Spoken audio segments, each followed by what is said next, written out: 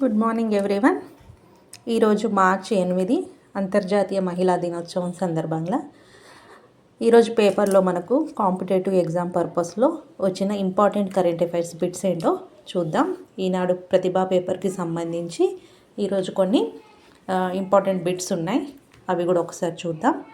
2022లో Michael ఔన్ పదవీ కాలం ముగిసిన తర్వాత 2 ఏళ్ల రాజకీయ శూన్యత అనంతరం లెబనాన్ పార్లమెంట్ ఇటీవల ఎవరిని దేశ అధ్యక్షుడిగా ఎన్నుకుందంటే జోసెఫ్ ఔన్.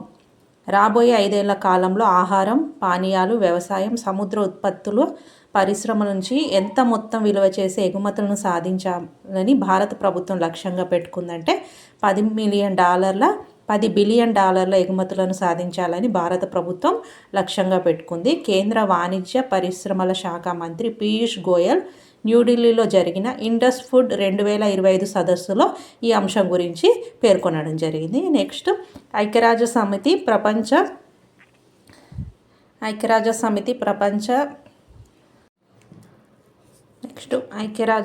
ప్రపంచ ఆరోగ్య పరిస్థితి అంశాలు 2025 నివేదిక ప్రకారం భారత ఆర్థిక వ్యవస్థ 2025లో ఎంత శాతం వృద్ధి చెందుతుంది? ఐక్యరాజ్య సమితి నివేదిక ప్రకారం 6.6%, 2026లో దీన్ని 6.7%కి అంచనా వేయడం జరిగింది. అదేవిధంగా విశ్వ హిందీ దివాస్ అని పిలిచే ప్రపంచ హిందీ దినోత్సవాన్ని ప్రతి ఏటా జనవరి 10న నిర్వహించుకుంటున్నారు.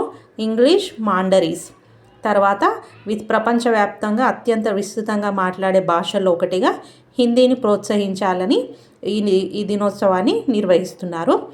ప్రపంచ హిందీ దినోత్సవాన్ని a global voice of unity and cultural pride అనే థీమ్తో నిర్వహించారు. ఈ ఇయర్ మనము a global voice of unity and cultural pride అనే థీమ్తో నిర్వహించడం జరిగింది. నెక్స్ట్ పేజీలో ఉన్న కరెంట్ అఫైర్స్ చూద్దాం.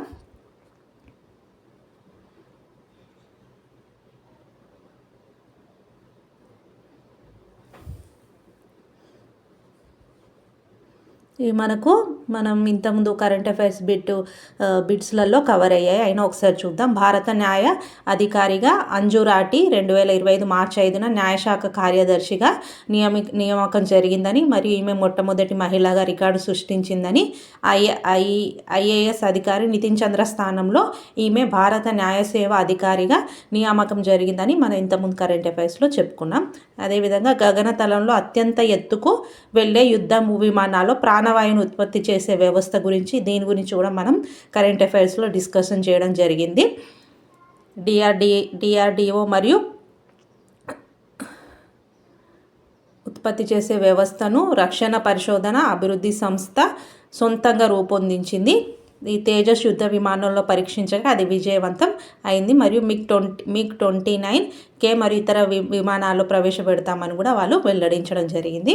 అదేవిధంగా భారత ప్రధానమంత్రి నరేంద్ర మోడీకి బార్బడోస్ దేశ ప్రతిష్టాత్మక honorary order of freedom of Barbados పురస్కారాన్ని ప్రదానం చేశారు. ఇది నిన్నటి న్యూస్ పేపర్లో మనకు వచ్చింది. కోవిడ్ కాలంలో అమూల్య సేవలకు సమర్థ నాయకత్వం అందించినందుకు దీన్ని అందించడం జరిగింది. బార్బడోస్ బ్రిడ్జ్ టౌన్లో ప్రధాని తరపున ఎవరు ఈ అవార్డు స్వీకరించారంటే మన దేశ విదేశాంగ శాఖ మంత్రి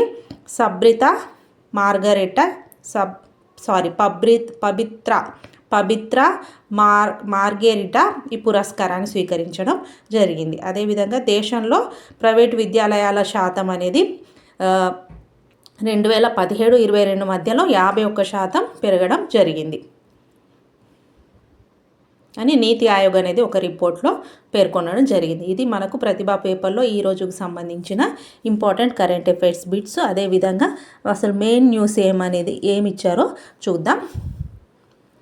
అంతర్జాతీయ మహిళా దినోత్సవానికి సంబంధించి మన తెలంగాణ ప్రభుత్వం అనేది పరేడ్ గ్రౌండ్లో కొన్ని కార్యక్రమాలు నిర్వహిస్తుంది. ఇందిరా మహిళా శక్తి పేరుతో కొన్ని కార్యక్రమాలకు శ్రీకారం చుట్టబోతుంది. దానికి సంబంధించిన వివరాలు అనేది ఇవ్వడం జరిగింది. స్పోర్ట్స్ న్యూస్లో మనకు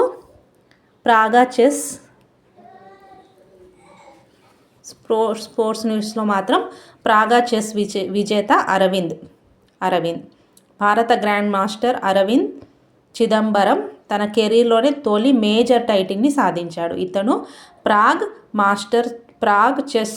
మాస్టర్ చెస్ టోర్నీలో విజేతగా నిలిచాడు. 20 ఏళ్ల అరవింద్ చివరిదైన 9వ రౌండ్లో గురేల్ ఎడిజ్ ఎవరి మీద ఎడిజ్ అనే తుర్కియో దేశానికి చెందిన అతని మీద డ్రాగా ముగించుకొని 6 పాయింట్లతో ఇతను టైటిల్ను సాధించడం జరిగింది. అదేవిధంగా మన భారత మరో గ్రాండ్ మాస్టర్ అయిన ప్రజ్ఞానంద్ 2వ స్థానంలో నిలిచాడు. అనీష్తో చివరి రౌండ్లో ప్రజ్ఞానంద్ ఓడిపోయాడు. ఒకవేళ గెలిస్తే అరవింద్కు మరియు ప్రజ్ఞానంద్కు మధ్య టై బ్రేక్ జరిగి ప్రజ్ఞానంద్ గెలిసే అవకాశం ఉండేది. కానీ ప్రజ్ఞానంద్ 2వ స్థానంలో నిలవడం అనేది జరిగింది. ప్రాగ్ చెస్ టైటిల్ అనేది ఎవరు గెలిచారంటే అరవింద్ చిదంబరం. ఇది మనకు స్పోర్ట్స్ న్యూస్లో ఈరోజు ఈ ఒక్క న్యూస్ అనేది ఇంపార్టెంట్. నెక్స్ట్, ఆర్థిక శక్తిగా మహాలక్ష్మి, కోటి మహిళలకు ₹1,00,000 కోట్ల రుణము. ఇవన్నీ మనం నిన్న డిస్కస్ చేసాము. మనకు రేపటి పేపర్లో ఈరోజు ఏమేమి నిర్ణయాలు తీసుకున్నాం అనేవి రేపటి పేపర్లో చూద్దాం. ఈరోజు మెయిన్గా మనకు 10వ తారీఖున గ్రూప్ 1 ఫలితాలు మరియు గ్రూప్ 2, గ్రూప్ 3 ఇతర ఫలితాలు కూడా విడుదల చేస్తామని మన రాష్ట్ర ప్రభుత్వం తెలపడం జరిగింది.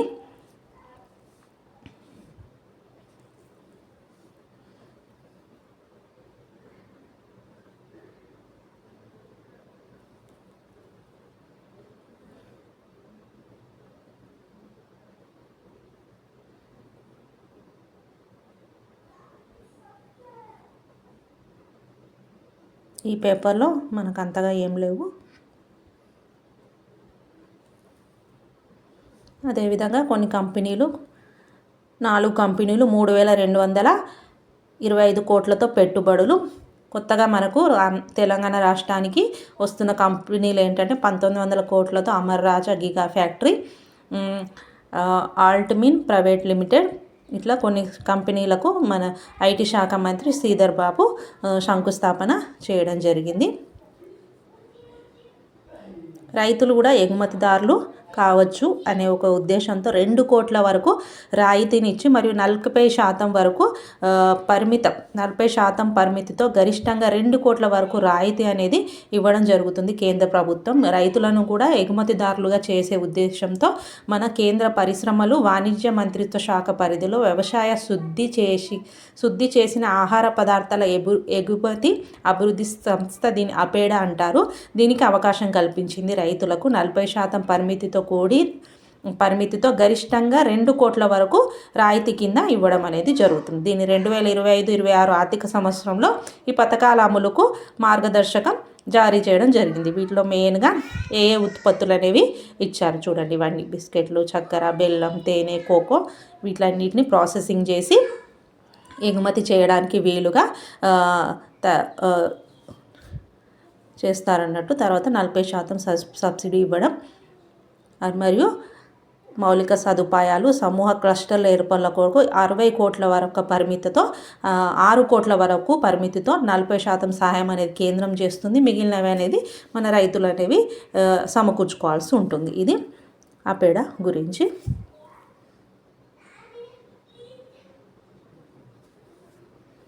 ఈ పేపర్లో ఏమున్నాయో చూద్దాం. ఇందులో తుర్లపాటి రాజేశ్వరికి సాహిత్య అకాడమీ అనువాద పురస్కారం అనేది లభించింది. తుర్లపాటి రాజేశ్వరికి 2024 సంవత్సరానికి సాహిత్య అకాడమీ అనువాద పురస్కారం లభించింది. ఈమె గోపీనాథ్ మహంతి రచించిన ఒడియా నవల అయిన దాది బుడాను తెలుగులో అయితే ఈత చెట్టు దేవుడు పేరుతో ఈమె తెలుగులోకి అనువదించింది. కాబట్టి ఈమెకు ఈ 2024 సంబంధించిన సాహిత్య అకాడమీ అనువాద పురస్కారం అనేది ఈమెకు దక్కింది. ఈమెతో పాటు మొత్తం 21 మందికి దక్కింది. అందులో తమిళ రచయిత్రులు ఉన్నారు, కన్నడ రచయిత్రులు కూడా ఉన్నారు. ఈమెకు 50,000 నగదు బహుమతి పాటు ఒక రాగి జ్ఞాపికను అందజేస్తారు. ఇంకా ఇందులో హిందీలో తర్జుమా చేసిన మదన్ సోని ఇలా కొందరికి లభించడం జరిగింది. అందులో మెయిన్గా మన తెలుగు ఆమె అయిన తుర్లపాటి రాజేశ్వరికి సాహిత్య అకాడమీ అనువాద పురస్కారం గురించి తెలుసుకోవాలి మనం.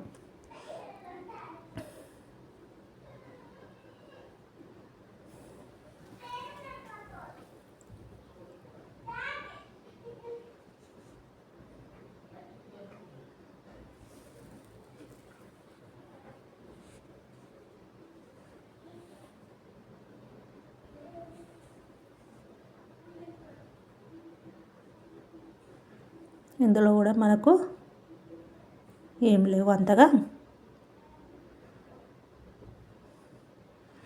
మహిళా మిసైల్స్, కొందరు మహిళలు వాళ్ళు సాధించిన విజయాల గురించి కొన్ని ఇవ్వడం జరిగింది. ఇది కూడా ఒకసారి చూసుకోండి.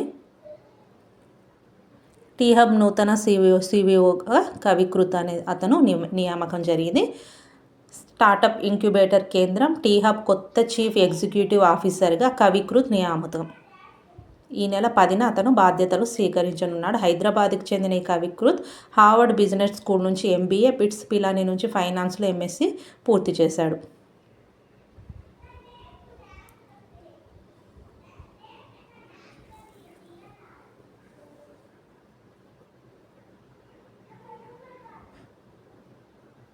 నిన్న చెప్పుకున్నాం మనము ఈ జీవనదాన అవయవ దానంతో పాటు కణజాల దానానికి కూడా మార్పిడికి కూడా ఇప్పుడు అవకాశం అనేది కల్పించడం జరిగింది. ఇన్ని రోజులు అవయవ దానం మాత్రమే అవకాశం ఉండేది. ఇప్పటి నుంచి కణజాల దానం కూడా మంత్రిమండలి అనేది ఆమోద ముద్ర వేయడం జరిగింది.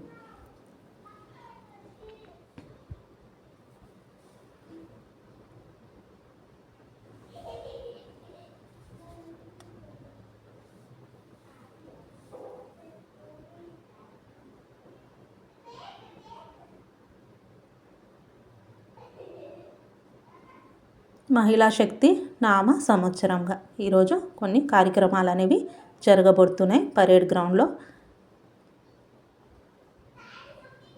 ఇదంతా డిస్ట్రిక్ట్ పేపర్. ఇందాక మనం ప్రతిభా పేపర్లో కరెంట్ అఫైర్స్కి సంబంధించిన బిట్స్ చూసాం.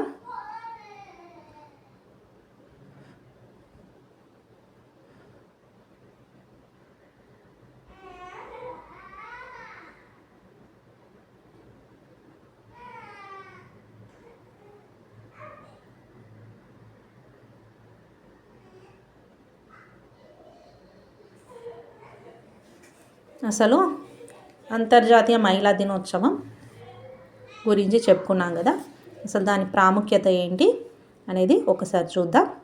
అసలు ఎందుకు జరుపుకుంటారు? అంతర్జాతీయ మహిళా దినోత్సవాన్ని ఏటా మార్చి 8న నిర్వహిస్తారు. వివిధ రంగాల్లో మహిళా సాధికారతను పెంపొందించడానికి వారి కృషి అభినందించడంతో పాటు లింగ సమానత్వంపై ప్రజల్లో అవగాహన కల్పించడం ఈ రోజు యొక్క ముఖ్య ఉద్దేశం. అమెరికాలోని న్యూయార్క్ సిటీలో 1908లో 15,000 మంది మహిళలు తమ హక్కుల సాధన కోసం నిర్వహించిన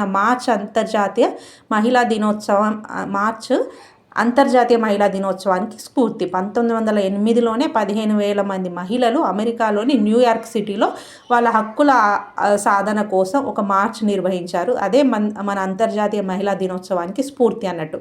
1910లో కోపెన్హాగ్లో జరిగిన international conference of working women's సమావేశంలో జర్మనీకి చెందిన క్లారా జెట్కిన్ ఉమెన్స్ డే అంశాన్ని లేవనెత్తారు. దీన్ని అందరూ సమర్థించడం జరిగింది. ఈ విధంగా మొదటి మహిళా దినోత్సవం 1911లో అనేక దేశాల్లో నిర్వహించారు.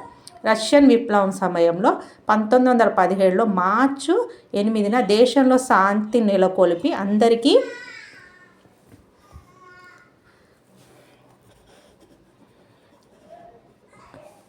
ఆహారం అందించాలని పెట్రోగ్రాడ్